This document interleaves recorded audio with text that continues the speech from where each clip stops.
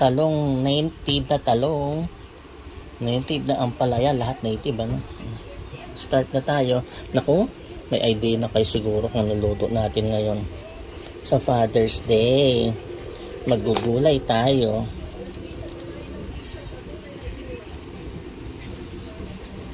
Masarap ang gulay, sa totoo lang. Dapat palagi tayong kumakain ng gulay. Dapat ang ulam natin palaging may gulay. Hanggat maaari, 5 times a week may gulay. No? Okay. Hi mga kagigil, start na tayo. Isa muna.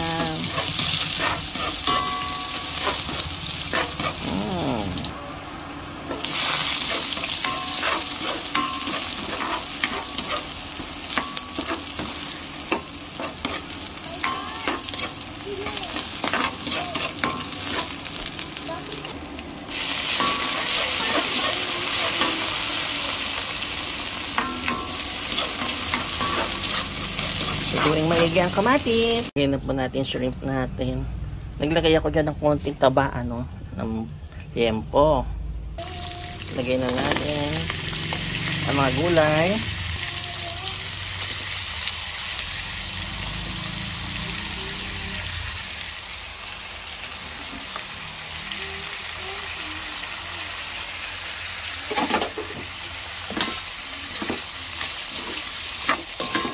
Guys, wala akong sitaw. Nakalimutan ko yung sitaw.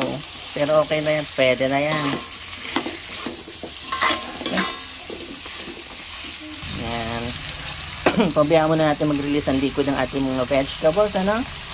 Yan. Tapos, maglagay lang po tayo ng konting tubig. Yan. Para tuluyan na lumambot ang ating gulay. Huwag masyado malambot, ano? Kailangan medyo crunchy na konti. Lagay tayo ng shrimp cubes. At syempre, ang bagoong. Hinaluan ko na po ng tubig yan, no? Kaya ganyan kalabnaw. Luto na po ang ating pakbet na walang sitaw.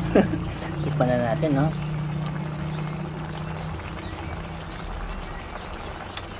Ay, sarap. Lasang-lasa yung bagoong isda. Okay, malambot na rin yung ating mga vegetables. Okay na, no? Prate na lang tayo ng daing. Cheers na ito.